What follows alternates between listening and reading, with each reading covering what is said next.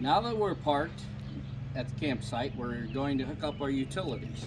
First utility you can hook up, I'll show you, is the electric. The electric is in this compartment here. It has the electric service cable that you're going to run out as far as you need to. It'll come down like that, come through the grommet, and then this is a 30 amp connection. So what your first thing you're going to want to do is take your surge protector and plug this into your surge protector. This will plug into your circuit panel at the campsite. That's a 30 amp connection. You also have an adapter here. If there's a 50 amp connection available, then you'll want to, I like to use that because sometimes if you're running both air conditioners in the microwave, it may create a little bit too much, and I've had some campsite 30 amp breakers trip, whereas if you're hooked into their 50, it gives you a lot more power. So I like to do that.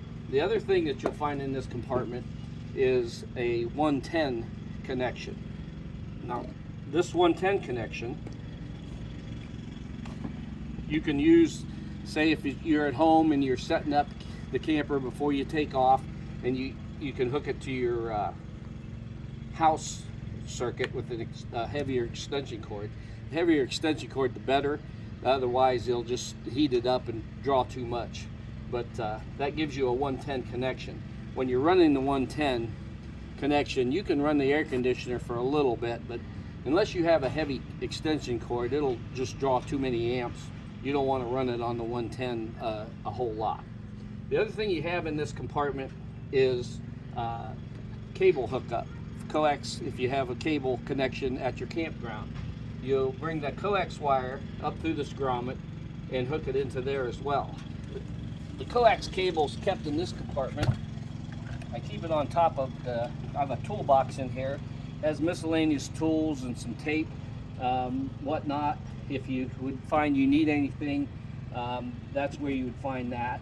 There's some extra leveling blocks in here as well, that if you get on a really uneven site and you need some extra blocks. If I don't need those, which I haven't really needed them too much yet, that makes a nice weight to hold the trash can down, which I'll show you later. So that's where you'll get that. So these are two different lengths of coax cable. One 25-footer generally will reach just about every site, but I was at a few sites where I had to use the 50-foot connection to make it get that far. So you have a couple options there.